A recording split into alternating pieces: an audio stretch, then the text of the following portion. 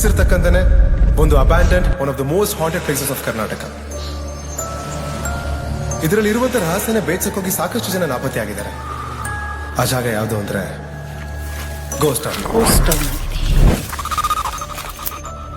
ಸುಮಾರು ಜನ ಇದನ್ನೇ ಮಾಡಕ್ ಹೋಗಿ ಪ್ರಾಣ ಕಳ್ಕೊಂಡಿದ್ದಾರೆ.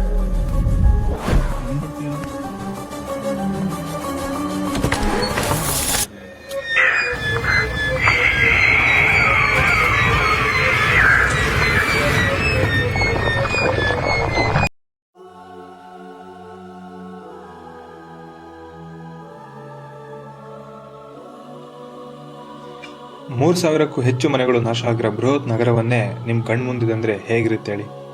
ಇದೇ ಯೋಜನೆಯಲ್ಲಿ ಆ ಹಾಳುಬಿದ್ದ ಊರಿನಲ್ಲಿ ಹೆಜ್ಜೆ ಇಟ್ಟು ಸಾಲು ಸಾಲು ಮನೆಗಳ ಕಡೆ, ದೈತ್ಯವಾದ ಕಟ್ಟಡಗಳ ಕಡೆ ಕಣ್ಣಾಯಿಸ್ತಾ ಬಂದೆ. ನನಗಾದ ಅನುಭವಗಳನ್ನು ದೃಶ್ಯಗಳ ಮೂಲಕ ದಾಖಲಿಸಿ ನಿಮ್ಮ ಮುಂದೆಯೂ ತಂದೆ. ಅದ್ಯಾವುದು ನಾವರಿದ್ದ ನಗರ ಅಂತೀರಾ? ಅದೇ the lost city of iron ore, ಕಬ್ಬಿಣದ ಅದಿರಿನ ಸಾಮ್ರಾಜ್ಯ ಕುದುರೆಮುಖ. ವಿಡಿಯೋ ನೋಡೋಕ್ಕೂ ಮುಂಚೆ ಇನ್ನೂ ಯಾರು ನಮ್ಮ ಚಾನಲ್ನ ಸಬ್ಸ್ಕ್ರೈಬ್ ಮಾಡ್ಕೊಂಡಿಲ್ಲ, ಬೇಗ ಸಬ್ಸ್ಕ್ರೈಬ್ ಮಾಡ್ಕೊಳ್ಳಿ, ಬೆಲ್ ಐಕಾನ್ ಒತ್ತಿ ವಿಡಿಯೋಗೆ ಒಂದು ಲೈಕ್ ಕೊಡಿ ಅಂತ ಹೇಳ್ತಾ ಬನ್ನಿ ಗಾಯ್ಸ್, ತಡ ಮಾಡದೆ ಇವಾಗ ಕತೆ ಒಳಗಡೆ ಹೋಗೋಣ.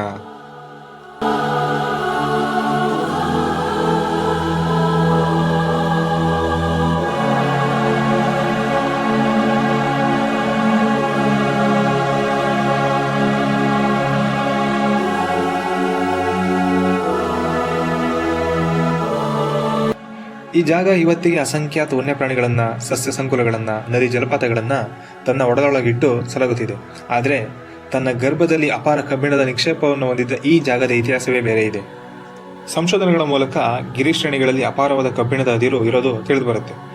ಈ ವಿಷಯ ದೇಶವ್ಯಾಪ್ತಿ ಸುದ್ದಿಯಾದ ನಂತರ ಸೌದಿ, ಇರಾನ್ ಸೇರಿದಂತೆ ಹಲವು ದೇಶಗಳಿಂದ ಈ ಅದಿರಿಗೆ ಬೇಡಿಕೆಯೂ ಬರುತ್ತೆ, ಜೊತೆಗೆ ಗಣಿಗಾರಿಕೆಯನ್ನು ಆರಂಭಿಸುವಂತೆ ಒತ್ತಡವೂ ಬರುತ್ತೆ. 1969ರ ಹೊತ್ತಿಗೆ KIOCL Kudremukh iron ore company limited ಸಂಸ್ಥೆ ಹುಟ್ಟಿ ಈ ಕುದುರೆಮುಖದ ಭೂಗರ್ಭವನ್ನು ಸೀಳುವ ಕಾರ್ಯ ಆರಂಭವಾಗುತ್ತೆ. ನಂತರ ಸುದೀರ್ಘ 30 ವರ್ಷಗಳ ಕಾಲ ಅಪಾರ ಪ್ರಮಾಣದ ಅದಿರನ್ನು ತೆಗೆದು ವಿದೇಶಗಳಿಗೆ ರಫ್ತು ಮಾಡಿದ್ದ ಈ ಸಂಸ್ಥೆಯ ಅಧ್ಯಾಯ 2006ರ ಹೊತ್ತಿಗೆ ಮುಗಿದೋಗುತ್ತೆ. ಆ ಗಣಿಗಾರಿಕೆಗಾಗಿಯೇ ಇಲ್ಲೊಂದು ಸುಂದರ ನಗರ ನಿರ್ಮಾಣ ಮಾಡಲಾಗುತ್ತೆ. ಆ ನಗರ ಸಾವಿರಾರು ಮನೆಗಳನ್ನ, ಶಾಲಾ ಕಾಲೇಜುಗಳನ್ನ, ಆಸ್ಪತ್ರೆಗಳನ್ನ, ಬ್ಯಾಂಕುಗಳನ್ನ, ಮಾರುಕಟ್ಟೆಗಳೆಲ್ಲವನ್ನ ಹೊಂದಿರುತ್ತೆ. ಕಾಲ ಸರಿದು ಗಣಿಗಾರಿಕೆ ನಿಂತ ನಂತರ ಆ ನಗರ ಸ್ತಬ್ಧವಾಗಿ ಹೋಗುತ್ತೆ. ಆ ಬಯಲಿನಾಚೆಗೆ ದೂರದಲ್ಲಿ ಗಣಿಗಾರಿಕೆಗೊಳಪಟ್ಟ ಗುಡ್ಡಗಳು ಕಾಣ್ತಾ ಇತ್ತು. ಹಿಂತಿರುಗಿ ಬಂದಾಗ ಬೀದಿ ಬೀದಿಯಲ್ಲಿ ಮತ್ತಷ್ಟು ಮನೆಗಳು ಶಿಥಿಲಾವಸ್ಥೆಗೆ ಸರಿದು ನಿಂತಿದ್ದು.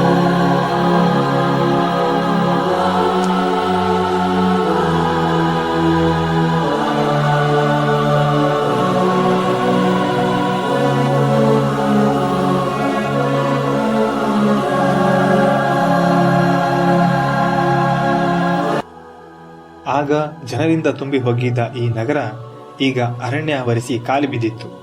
ಈ ಸುಂದರ ಮನೆಗಳು ದನಕರುಗಳಿಗೆ ಆಶ್ರಯ ನೀಡುವ ಜಾಗವಾಗಿತ್ತು.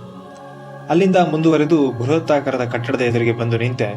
ಅದನ್ನು ಸುತ್ತುವರೆದು ನೋಡಿ ಮುಗಿಸಿದ ಮೇಲೆ ನನಗೆ ಜನರಿಲ್ಲದ ಕಾಡಲ್ಲಿ ಮುಂದುವರಿಯಕ್ಕೆ ಬಂತು ಒಂದು ಚಿಂತೆ.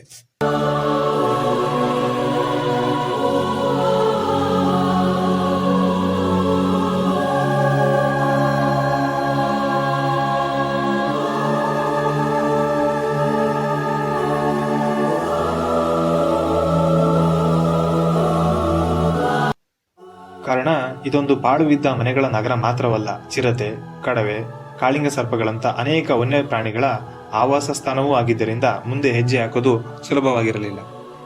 ಅದೇ ಯೋಚನೆಯಲ್ಲಿ ಮುಂದೆ ಹೊರಟವನಿಗೆ ಹಾವು, ನವಿಲುಗಳು ಕಂಡವು. ಮತ್ತೊಂದೆರಡು ಪ್ರಾಣಿಗಳು ಸಿಕ್ಕವು. ಆದರೆ ಅವು ನನ್ನ ಕ್ಯಾಮೆರಾ ಕಣ್ಣಿಗೆ ಸೆರೆಯಾಗುವುದರೊಳಗೆ ಮರೆಯಾಗಿದ್ದವು. ಅನ್ವೇಷಣೆಯನ್ನ ಮುಂದುವರೆಸಿದವನಿಗೆ ಅಂದಿಗೆ ಈ ಸಂಪೂರ್ಣ ಕುದುರೆಮುಖ ನಗರಕ್ಕೆ ನೀರನ್ನ ಪೂರೈಕೆ ಮಾಡ್ತಿದ್ದ ಸಂಸ್ಕರಣ ಘಟಕ ಸಿಕ್ತು. ಇಲ್ಲಿ 4-5 ಹಂತದಲ್ಲಿ ಸಂಸ್ಕರಣಗೊಂಡ ಶುದ್ಧ ನೀರು ಈ ನಗರದ ಪ್ರತಿ ಮನೆಮನೆಗೂ ಹೋಗ್ತಾ ಇತ್ತು. ಈ KIOCL ಸಂಸ್ಥೆ ನಿರ್ಮಿಸಿದ ರಸ್ತೆಗಳ ಬಗ್ಗೆ, ಅವುಗಳ ಗುಣಮಟ್ಟಗಳ ಬಗ್ಗೆ ಈಗಿನ ಸರ್ಕಾರಗಳು ನೋಡಿ ಕಲಿಯಬೇಕಿದೆ.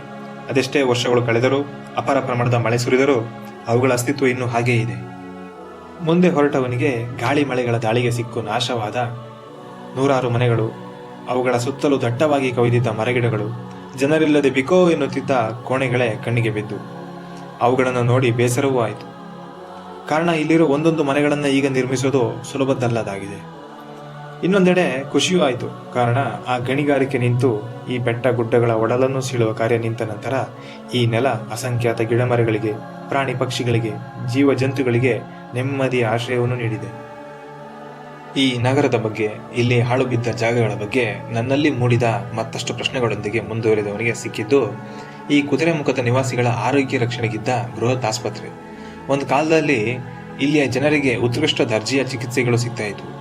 ಕಾಲ ಕಳೆದು KIOCL ಸಂಸ್ಥೆ ಅಳಿದು ಈ ಆಸ್ಪತ್ರೆಯ ವಾರ್ಡ್ಗಳು ಸ್ತಬ್ಧವಾದವು.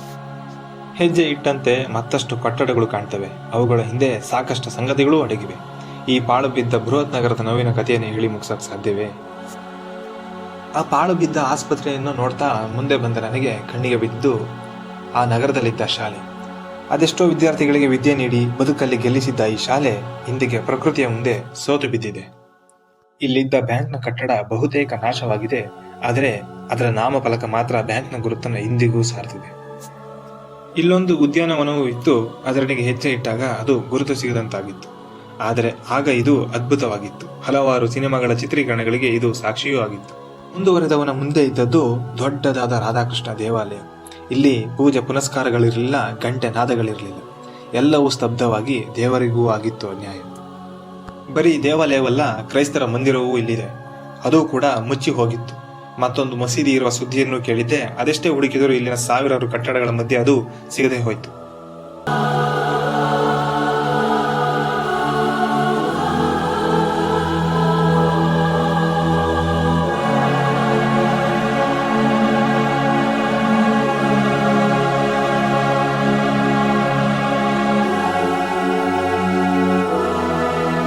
ಹೆಜ್ಜೆಗೊಂದರಂತೆ ಸಿಕ್ಕ ಹಾಳು ಬಿದ್ದ ಮನೆಗಳನ್ನ, ಕಟ್ಟಡಗಳನ್ನ ನೋಡ್ತಾ ಕಬ್ಬಿಣದ ಅದಿರಿನ ಗಣಿಗಾರಿಕೆ ನಡೆದ ಈ ಸಾಮ್ರಾಜ್ಯದ ಸಂಪತ್ತಿನ ಖಜಾನೆಯಾಗಿದ್ದ ಆ ಕಾರ್ಖಾನೆಗಳಿದ್ದ ಜಾಗಕ್ಕೆ ಬಂದೆ.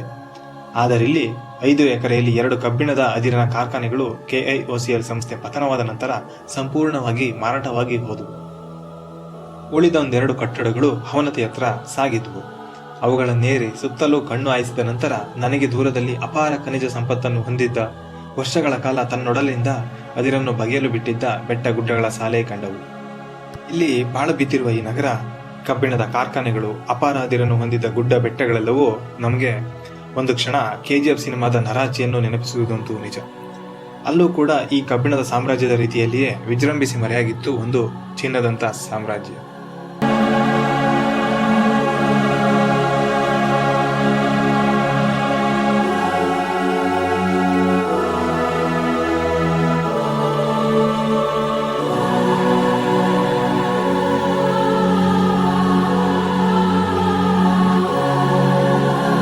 ಈ ಇಡೀ ಪ್ರಯಾಣದಲ್ಲಿ ನನ್ನನ್ನು ಕಾಡಿದ್ದೊಂದೇ ಯೋಚನೆ.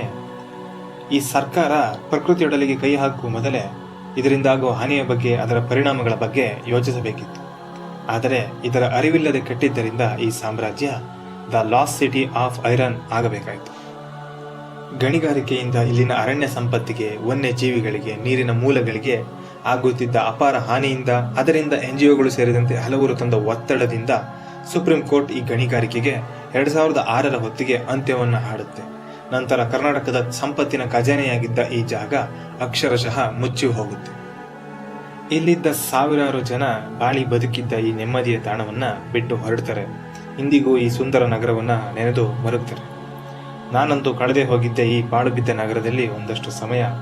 ಮುಂದಿನ ಸಂಚಿಕೆಯಲ್ಲಿ ಮತ್ತೆ ಬರ್ತೀನಿ. ಸದ್ಯಕ್ಕೀಗ ನಮ್ಮ ನೆಚ್ಚಿನ ಕುದುರೆಮುಖಕ್ಕೆ ನೋವಿನ ವಿದಾಯ.